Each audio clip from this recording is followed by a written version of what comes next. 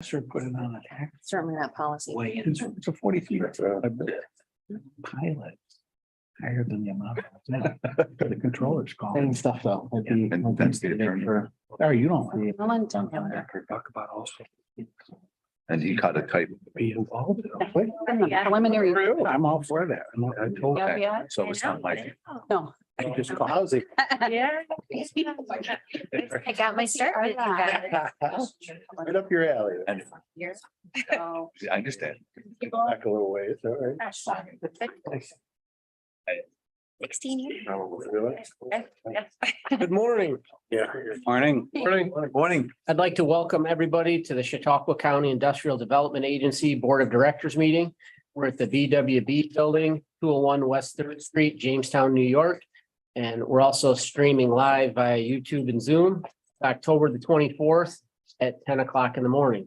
We'll start with a roll call attendance. Gary Henry is here, Brad Walters, Sagan Sheffield Smith. Here. Kevin Muldowney. Here. Dan Hetzenrader. Here. Stephen Thorpe. Dan DeMark. Here. Next, we'll move into the approval of our minutes. You should have already received these from September the 26th, had a chance to review them. We have a motion to accept those minutes. So moved. Thank you, Sagan. Second, Second. thank you. All in favor, say aye. Aye. Opposed? Minutes have been approved. New business, we have to do an appointment of an ethics officer. And so pursuant to the Code of Ethics and Conflict of Interest Policy that the CCIDA, CREDC, and CRC approved at the last month's meeting, an ethics officer must be appointed for purposes of administrating and managing this policy. This item was inadvertently overlooked last month, and for purposes of appointing an ethics officer pursuant to the Code of Ethics and Conflict of Interest Policy, I am seeking a motion and a second to resolve to appoint the CCIDA, CREDC, and CRC Chief Executive Officer ex officio as the ethics officer. So what we're looking to do is just appoint Mark so that he'll be the ethics officer. We meant to do that when we put the policy in and we forgot. So we want to take care of that, get that cleaned up this month. So do we have a motion to approve, Mark? So moved. Thank you, Kevin. And do we have a second? Second. Thank you. We'll go ahead and do roll call. Gary Henry votes aye. Brad Walters. Aye. Sagan Sheffield Smith. Aye. Kevin Muldowney. Aye. Hetzenrader. Aye. Stephen Thorpe. Aye. Dan DeMart. Aye. It's unanimously approved. I thought we could have got at least one nay. I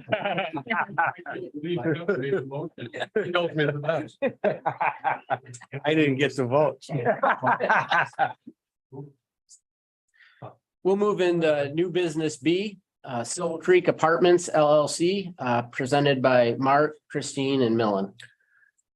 Yeah, so I'm just going to say sort of a few comments high level here and then kick it over to Christine and Millen, who will talk about it. But as we all know, the Silver Creek School in Silver Creek has been abandoned, vacant for 40 years, I want to say.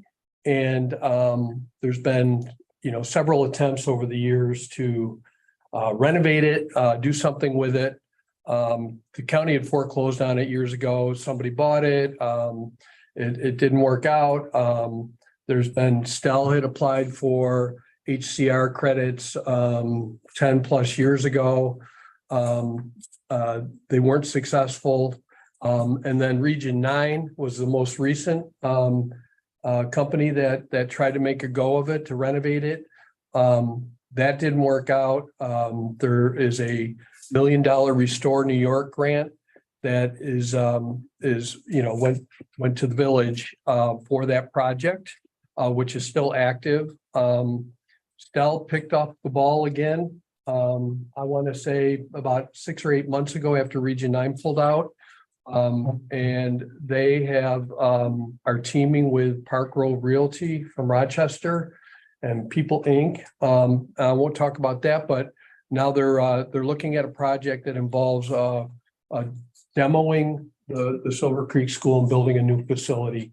I couldn't be more thrilled about it. If we can make this work, it'd be such a great thing for the community, for the county, for everybody, and the IDA will support you on this project all the way. And I know the legislature is excited about it as well. So with that, I'll kick it over to Christine. Thank you, Mark. That was an excellent introduction.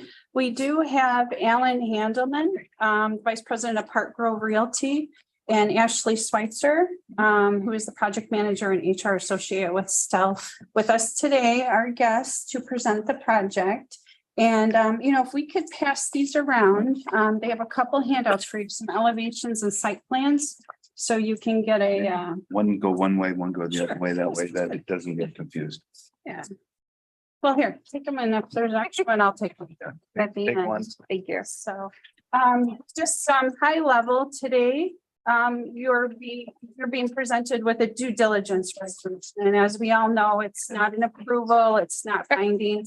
The resolution would just authorize us as staff to go through the process of reviewing the application, the information, conducting things like a public hearing, deviation hearing, the seeker review, and all of the usual due diligence required as we contemplate approving agency assistance at a later meeting.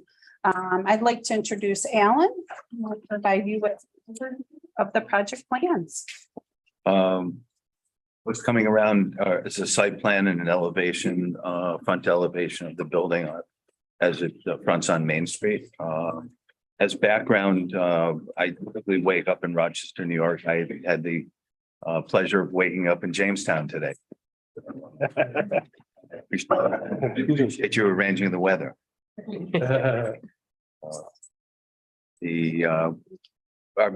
I work for Park Grove. It's a real estate development company. Core business is affordable housing. We do work across New York State. We're working on a project in Hamburg, New York, and partnered with Stell on that. And in the course of discussions with them about other potential projects, they're quick to bring up this project, and it was very attractive. We've done our diligence in terms of evaluating the market and making sure that there's sufficient market demand. The plan would be to demo the existing school building. We've been through it. Others have been through it. It's past its life cycle and then beyond. And so the concept of that Stell initially had put forward and most recently Region 9 was a senior housing development. And so we're following through with that. What's contemplated right now is approximately 54 units of apartments, predominantly one bedrooms. I think it's 48 one bedrooms, 51 one bedrooms and 3 2-bedroom units. And this would be all new construction. There'd be a variety of different incomes that would qualify, but it would be all characterized as affordable. We're within the building, there would be a community room, a fitness room, laundry facilities, and an on-site property management office. We anticipate functionally a full-time property manager there, as well as a full-time maintenance person. Part of some of the groundwork that was established by Region 9 was working with People Inc., which is a human service provider, as well as they're active in affordable housing. And they received a grant for 15 units of what's characterized set aside for frail elderly. And they provide on-site services to assist the people that in those units to in terms of healthcare, making connections with the community, and just general assistance and helping that population live independently.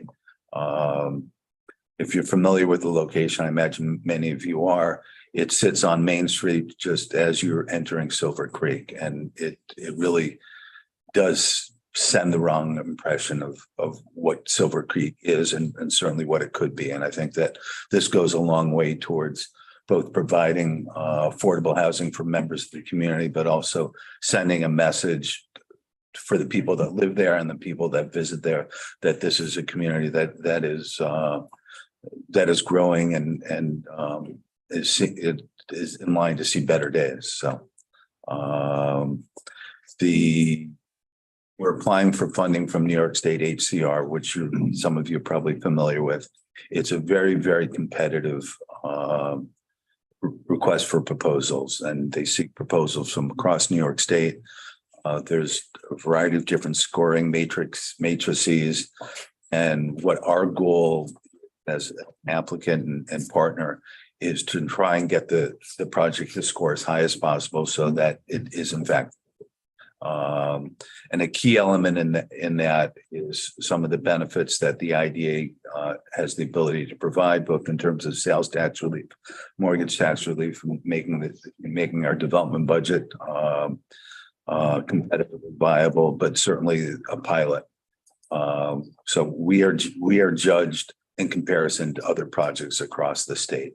So a competitive pilot is critical in terms of scoring and being competitive with other projects. For our application, our application is due November 7th. So we've got somewhat of a tight time frame.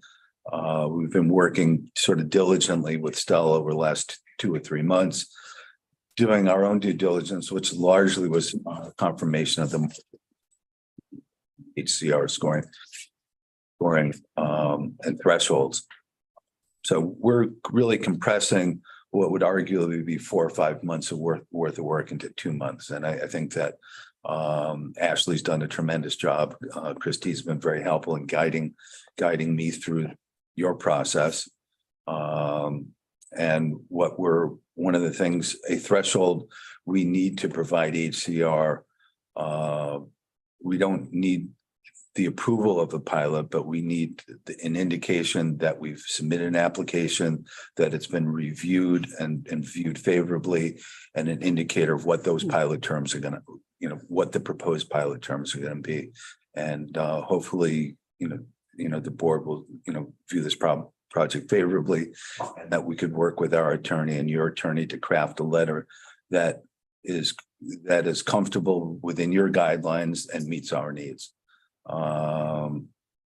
We met yesterday with the Silver Creek Planning Board, and they functionally provided an approval for the project, and we've worked closely with the mayor there. We had a meeting about a couple of weeks ago with IDA staff, and we're excited about the project. It's not without challenges, but it'll be great opportunity for Silver Creek and the county, and for us as developers. Happy to answer any questions. And I know it's not a matter of whether I leave anything out, it's a matter of what I've left out. So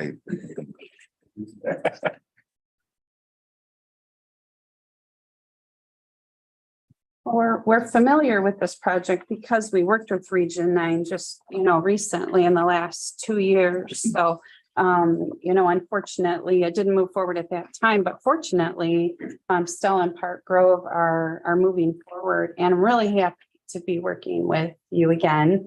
And to meet you, Alan, and to be working with you. I mean, they've been absolutely top notch, over the past month, pulling the information together.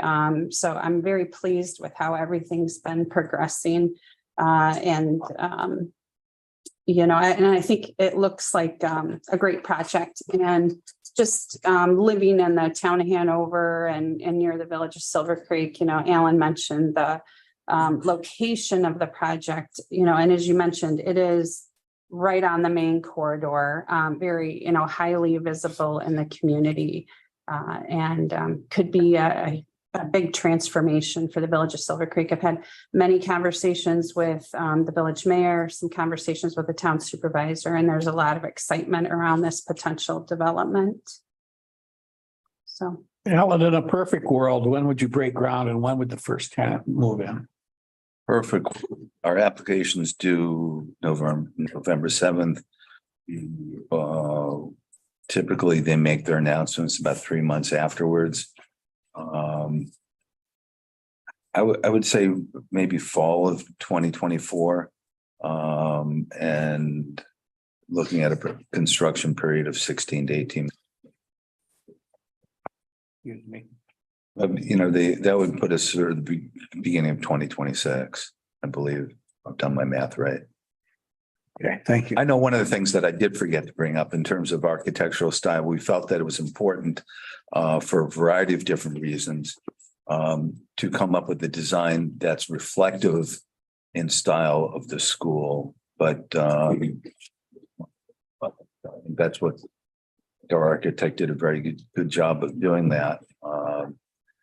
That Ashley's been, one of the concerns was working with SHPO, which is the State Historic Housing Preservation Office, about concerns they might have in terms of demolishing what is potentially architecturally significant building. Actually got some positive news from SHPO where they in fact recognize that there's no hope to preserve the building, but they were concerned about maintaining some continuity of history, both in terms of oral history,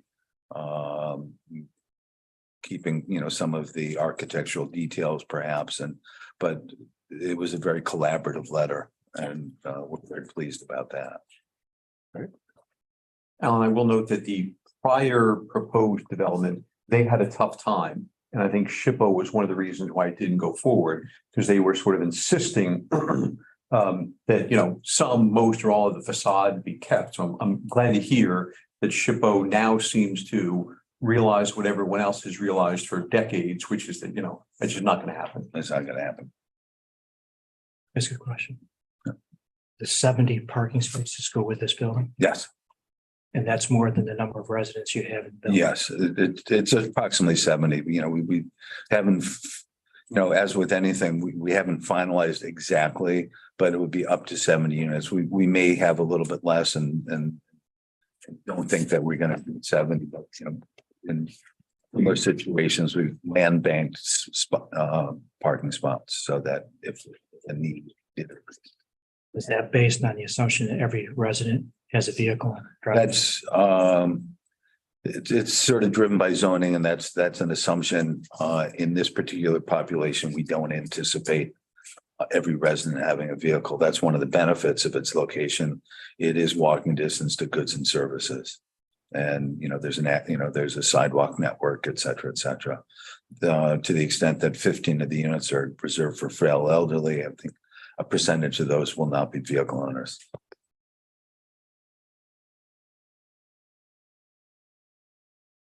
Do we have any other questions? Let me describe the resolution before you. It's virtually a standard due diligence resolution. This is the first step in the process. It authorizes and instructs staff and council to move forward and start performing the various due diligence steps that you're used to seeing, including a secret analysis. We talked about SHPO, so the secret analysis here may be a little bit more complicated than normal, but nothing that should concern anyone. And of course, we'll do all that before coming back to the board for final approval. There will obviously be a public hearing. As Alan mentioned, there may well be a deviation from your UTEP because we need to be, at least Alan believes we need to be fairly aggressive on a pilot. So we will work on figuring out what that is and scheduling the pilot deviation where it comes back to you. And of course, working with Alan and his counsel to put together the financing structure. Given that there's so many layers of financing, that may make the IDA documents a little more complicated, but all of that is pursuant to the due diligence. We would do the support letter. We're used to doing that, but obviously the state wants to know that the local sources, possibly including the county, are supportive. And in fact, that they are contributing, right? When the state puts money in, they like to see that the locals are putting money in as well. So, we'll work with your attorney to craft a description of what the requested financial assistance is. Obviously, we can't commit to it at this point. One other comment on the due diligence resolution that's before you has in the third whereas clause a description of the project as consisting of 51 one-bedroom units and 3 two-bedroom units. Based on what Alan is saying, I think what I'd like to do is propose adding the word approximately. So it's approximately 51 and 3, because it sounds like that may shift a little bit. So in the, if it's approved by the board, the final resolution that gets certified, I'll work with Jeanette and add the word approximately. Other than that, it's the standard due diligence resolution they're used to seeing. Thank you. Brad, would you go ahead and move new business B2 for us? Resolution 10/24/23/01, due diligence resolution for Silver Creek Apartments LLC. And do we have a second? I'll second. Thank you, Sagan. Do a roll call vote. Gary Henry votes aye. Brad Walters, Aye. Sagan Sheffield Smith, Hi. Kevin Muldowney. Aye. Dan Hetzenreiter. Aye. Stephen Thorpe, Aye. Dan Demart. Aye. Unanimously approved. I'd like to take a moment and just thank the staff and everybody who's working on this. Certainly Christine did a lot. Some of these projects have been going on a long time and we've gone through these multiple times trying to get it across the finish line. It can get, it's just as much work to keep doing it and you never know if it's going to work or not. But if we're diligent and we stay on it, eventually we'll be able to get this moving forward, and it'll certainly be a big benefit to the county and to the village of Silver Creek. So thank you. Thanks. Rick, did you have a report? Yeah, a couple of things real quick. I wanted the board to know that, we're working Thank you. through all the ABO recommendations. We've got most of them addressed. There's a couple of things that we're still working on that are a little longer term, like the website. We're working with Clever Method. Jason Sample, our new marketing coordinator, is taking the lead on that. And is really doing a great job, and we got it all mapped out. We're really making great progress on that. And a couple other things like the management agreement with CREDC and CRC and a couple other things. But for the most part, I just want you to know that we're banging those out and making great progress. Talent attraction and retention campaign. We've been working on that for quite some time now. With the Partnership for Economic Growth. Our core group has a good representation from the chamber and CCVB and others. We're making great progress there too with branding, a whole campaign of how we roll that out. Good progress there.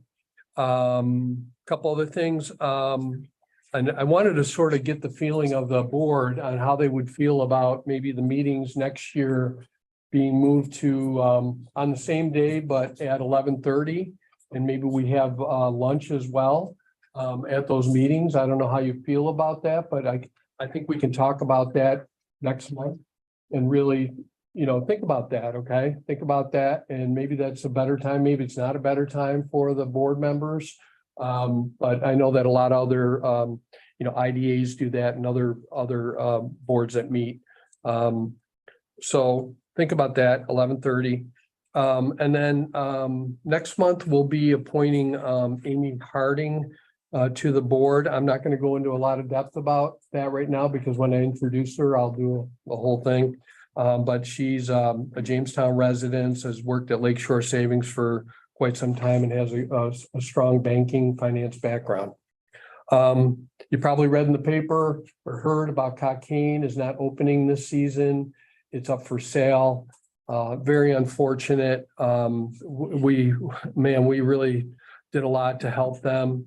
The weather, between the weather, restaurant, a lot of contributing factors. And unfortunately, they have opted to sell it, try to sell it.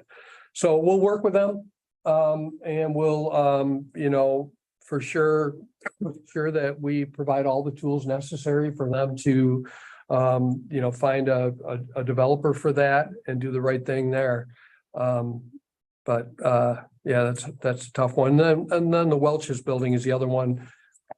I think I talked about it last month with Sam Savarino's company folding. And we've had several conversations with him about, you know, what his intent is with the building. He hasn't committed to anything. However, he has said that he owns it now. He's got a lot of the incentives all lined up. Either, you know, maybe one of his LLCs or another company taking over or partnering and offer our assistance in any way we can. But you know, things happen. And but I'm just like the big school here and a lot of the other projects we've worked on. If we keep at it, there'll be a good outcome. So that's sort of my in a nutshell for now, my update. Thank you. Rich, do you have a treasurer's report? I do. You have in front of you today 4 sheets of paper. We'll start with number 1, which is the balance sheet for the IDA and all of its associated programs. We have the IDA. We have the Northern Chautauqua Industrial, which is our grant from the county, 2 different grants from the county to procure some property. And then the 3 loan funds, the CRLF, Alltech, and EDA. Everything's in good shape there with the loan funds, with the cash. Nothing really I wanted to point out on there this month. It's different than last month. Turning to the second page, which is the statement of revenue and expense. Showing again, the IDA is doing well this year. We had the big gain on the sale of the asset where we wrote down the bond. The Northern Chautauqua Industrial is a break-even deal. I'm 9 cents off there. I transposed something there, but we recognize the revenue and we expense it there. And the loan funds are humming along nicely. We'll talk more about those in executive session. But we're in good shape there. You know, the EDA CARES Act with the majority of those loans at 2% interest, you know, for the first few years, the interest isn't going to cover the time that the staff spends on them, but we knew that going in. But as those loans go off and as new loans come in at 4%, you know, we'll pick it up. I would like to point out that for the first time in probably 12 years, the money market's paying more than the loan fund, which was the case when I first got here. Wow. We made more money having the money in the bank than lending it out, but that's not why we're here. So we continue to lend it out when possible. The third sheet is our revenue of expense for all the IDA projects. Point out the application and administrative fees a little under. That number could end up a little under, it could end up a lot over, just depending on the timing of some huge projects that we have here that are scheduled to close in the next few months, whether it's December or January. Millen knows I'm cracking the whip on him to get, as usual, to get those done before the end of the year, but it's not always Millen. It's never Millen and Ultima. It's never Millen and Ultima. Just some other timing issues there. Again, our interest income is up because again, I never in my dreams a year ago would have thought the money market was paying 5%. So the way things had been rolling for the last 12 years. A lot of timing issues. Our professional fees is over. We're spending a lot of professional fees on the some of the projects, one being the North County Industrial with all the engineering fees and studies, but we do have the revenue for that. So that's good. And then our utilities, we will catch up now that we're not paying gas and electric bills for the Talcott Street building. That's a timing issue. So all in all, I think we're in great shape there. And we're going to have another good year for the IDA. And the last page is, this is from the Public Authorities Reporting Information System. This is the Paris report that I must submit for the first of the month. It's showing our last year actual, which comes off of our financial statement, our current year estimated, which is the 2023 budget, and then the next year's adopted budget. So I won't submit this yet. And then the proposed budgets for the next 3 years where we just kind of take a stab at that. So I would just like to go back to the third page. We are showing the proposed 2024 budget there. Again, this is our first preliminary guess at this. As you know, things change quite rapidly in this business. So every June we do look at our numbers and we will redo the budget. But this is our best guess at this point So today, Mr. Chairman, when we approve this, we also would approve the 24 budget, so. Again, I think next year is going to be another good year. I've tried to be conservative on our revenue projections there, so I think all is good. That's all I have unless there's any questions. If we don't have any questions, can we have a motion to accept the treasurer's report along with the 2024 budget? Thank you. And do we have a second? Thank you. We'll roll call vote. Gary Henry votes aye. Brad Walters. Aye. Megan Sheffield Smith. Aye. Kevin Muldowney. Aye. Rader. Aye. Stephen Thorpe. Aye. And Demar. Aye. And the budget and the treasury report. are approved. At this point, I would entertain a motion to go into executive session for the purposes of discussing the financial or credit history of a particular person or corporation. In particular, I would like to discuss the status of our loan portfolio and the financial and credit status of some of our borrowers, as well as some CCIDA personnel. I believe that discussing this in open session substantially affect the value. Do I hear such a motion? So move. Thank you. And do we have a second? I'll second. Second, thank you. All in favor, say aye. Aye. Aye. Opposed? Okay, we'll go